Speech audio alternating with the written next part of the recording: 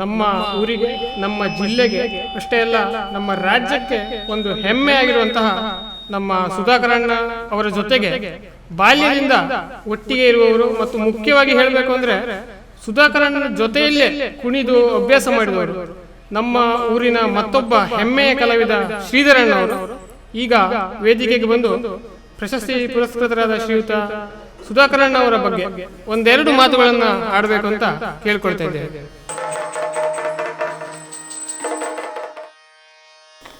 ಊರಿನ ಹಿರಿಕಿರಿಯರಿಗೆಲ್ಲ ನನ್ನ ನಮಸ್ಕಾರ. ನಮ್ಮ ಸುಧಾಕರ ನಮ್ಮಪ್ಪನೊಟ್ಟಿಗೆ ನನ್ನೊಟ್ಟಿಗೆ ಇದ್ದ ಯಕ್ಷಗಾನ ಕಲ್ತವ. ಅವತ್ತು ಇವನನ್ನು ನೋಡಿದ್ರೆ ಇವು ಇಷ್ಟೆಲ್ಲ ಮಾಡ್ತಂತ ನಾವು ಕನಸಿನಲ್ಲೂ ಎಣಿಸಿರ್ಲಿಲ್ಲ. ಆದ್ರೆ ಇವತ್ತು ಈ ಸುಧಾಕರ ಊರಲ್ಲ ರಾಷ್ಟ್ರ ಮಟ್ಟದಲ್ಲಿ ದೊಡ್ಡ ಪ್ರಶಸ್ತಿ ಪಡ್ಕೊಂಡು ಬಂದಿದ್ದಾನೆ. ಬಹಳ ಹೆಮ್ಮೆ ಆಗ್ತಾ ಇದ್ದು. ನಮ್ಮ ಅಪ್ಪ ಇರ್ಬೇಕಿತ್ತಿದ್ದನ್ನು ನೋಡ್ಲಿಕ್ಕೆ ಬಹಳ ಖುಷಿ ಪಡ್ತಿದ್ರು. ಆಗಲಿ ಈ ಸುಧಾಕರ ಈ ರಂಗದಲ್ಲಿ ಇನ್ನೂ ಹೆಚ್ಚು ಬೆಳೀಲಿ, ಇವನಂತ ಇನ್ನೂ ಹೆಚ್ಚಿನ ಕಲಾವಿದರು ಮುಂದೆ ಬರಲಿ, ಇವನಿಗೆ ದೇವರು ಒಳ್ಳೇದು ಮಾಡಲಿ ಅಂತ ಹಾರೈಸ್ತಾ ನನ್ನ ಎರಡು ಮಾತು ಮುಗಿಸ್ತೇನೆ.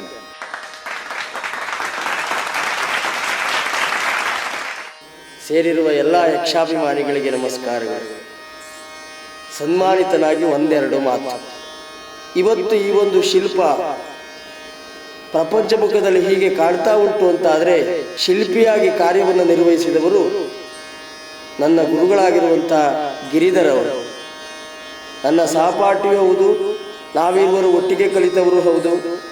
ಶ್ರೀಧರ ಹಾಗೂ ನಾನು ಒಂದೇ ರಂಗಭೂಮಿಯಲ್ಲಿ ಒಟ್ಟಿಗೆ ಬೆಳೆಯುತ್ತಾ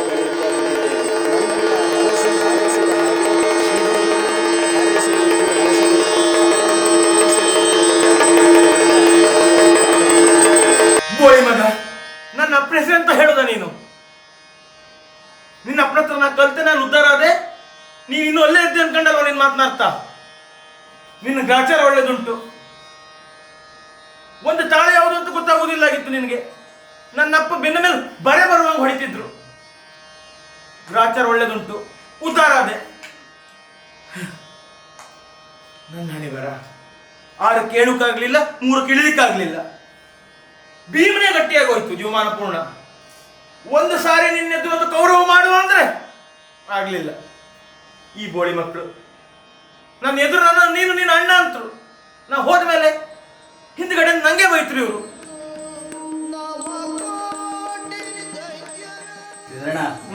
ಗೌರವ ಪ್ರದೇಶ್ ಬಂತು, ನೋಡ್ಕೊಂಡು ಬರುವ.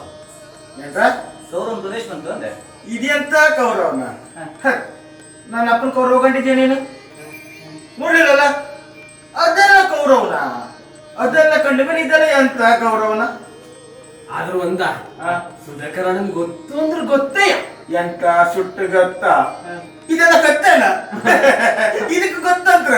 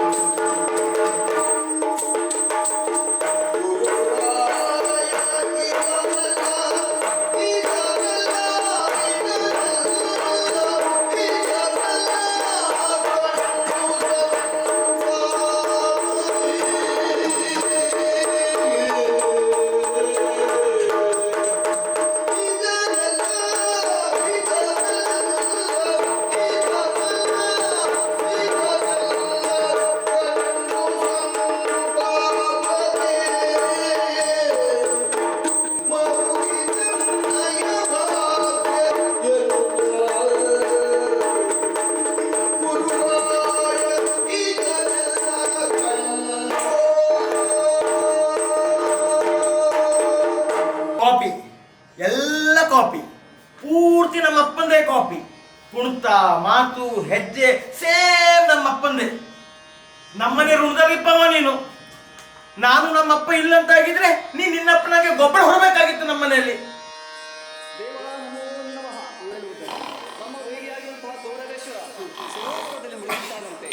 ನೀರಿನಲ್ಲಿ ಮುಳುಗಿರುವ ಆತನನ್ನ ಕೊಲ್ಲುವುದು ಎಷ್ಟರ ಮಟ್ಟಿಗೆ ಸರಿದೇವ? ಆದರೆ ಧರ್ಮಜ ಒಂದು ಬೀಡಿ ತಗೊಂಡಿದ್ದ. ಬೀಡಿಯನ ಇರ್ಲ ತಗಳ ನಿನ್ನ ಅಪ್ಪನೇನ ಬಿಡಿ. ದೇವ, ನೀರಿನಲ್ಲಿ ಮುಳುಗಿರುವಂತಹ ಕೌರವನನ್ನ ನಾನು ಕರೆದಾಗ ಮೇಲೆ ಬರಲಿಲ್ಲ. ಈಗ ಏನು ಮಾಡುವುದು? ನೀವ್ಯಾರು ಕರೆದಾಗ ಮೇಲೆ ಬರಲಿಲ್ಲ ಅಂತಾದ್ರೆ ನಾನೇ ಕರಿತೇನಂತ. ಸರಿ. ಎಲ್ಲವೋ ಬಂಡರ ಭಾವ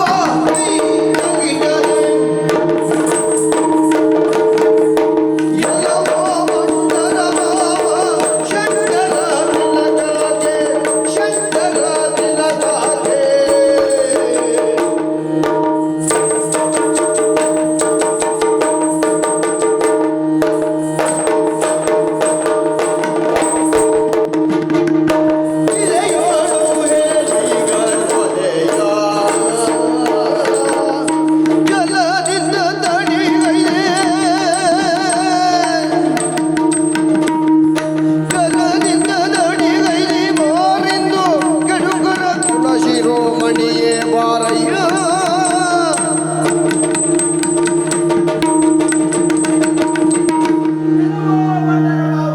ಚಂಡರ ಕುಲ ತಿಲಕ ಏನು ನೀರಿಂದ ಏನು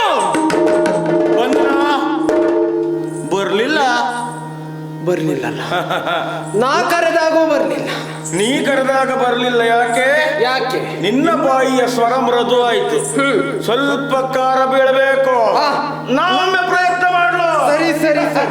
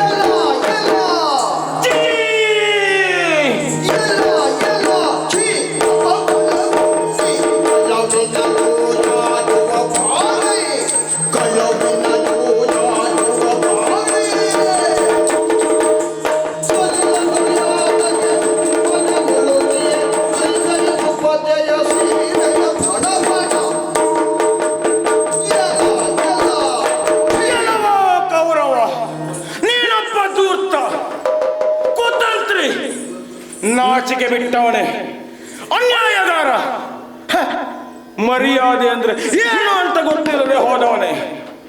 ಇಷ್ಟೊತ್ತಿಗೆ ನೀನಿಷ್ಟು ಬೆಳಿಲಿಕ್ಕೆ ಕಾರಣ ನಾವು ಕೊಟ್ಟ ಭಿಕ್ಷೆ ಪಡೆದು ಹೀಗೆ ಬೆಳೆದು ನಮಗೆ ವಿರೋಧವಾಗಿ ಬಂದು ಇಷ್ಟೆಲ್ಲ ಮಾಡ್ತಾ ಇದ್ದೀಯೋ. ನಿನ್ನ ಕಾರಣಕ್ಕಾಗಿಯೇ ಇಷ್ಟೆಲ್ಲ ಆಗಿ ಈಗ ಪರಿಹಾರ ಆಗ್ತದೆ ಎನ್ನುವಾಗ ಹೋಗಿ ನೀರಲ್ಲಿ ಅವಿತುಕೊಂಡಿದ್ದೀಯೇನೋ. ಬಾ ಬಾ, ನೀನೊಬ್ಬ ಮನುಷ್ಯನೇ ಅಲ್ಲ, ನೀನೊಬ್ಬ ದುಷ್ಟ, ನೀನೊಬ್ಬ ನಾಯಿ, ನೀನೊಬ್ಬ ದ್ರೋಹಿ, ನೀನೊಬ್ಬ ಅನ್ಯಾಯಗಾರ.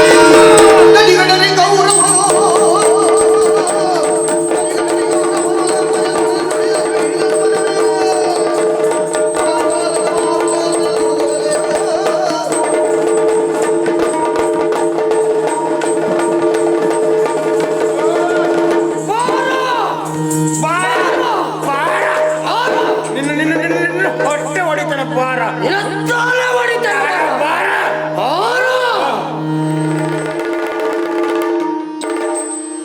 ಆರನೇ ನಿಮಿಷದ ಯಾವುದನ್ನ?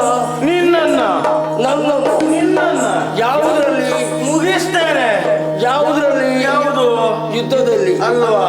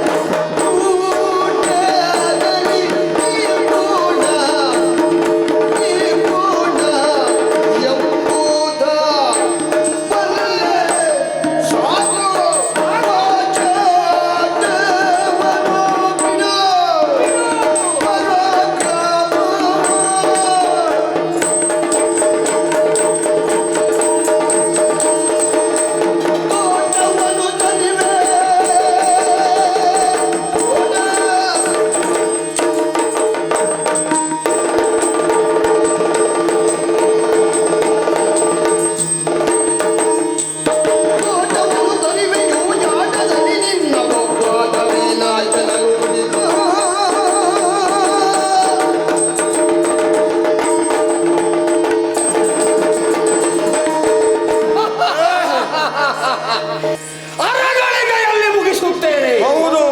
ಯಾವುದನ್ನ? ಯಾವುದು? ಹೋರಾಟವನ್ನಲ್ಲ, ಯುದ್ಧವನ್ನಲ್ಲ. ನೀನು ಮುಗಿಸಿದರೂ ಮುಗಿಸಬಹುದು. ಯಾವುದನ್ನ ಗೊತ್ತಾ? ಊಟವನ್ನ ಬಹಳ ಬೇಗ ನೀನು ಮುಗಿಸಬಹುದು.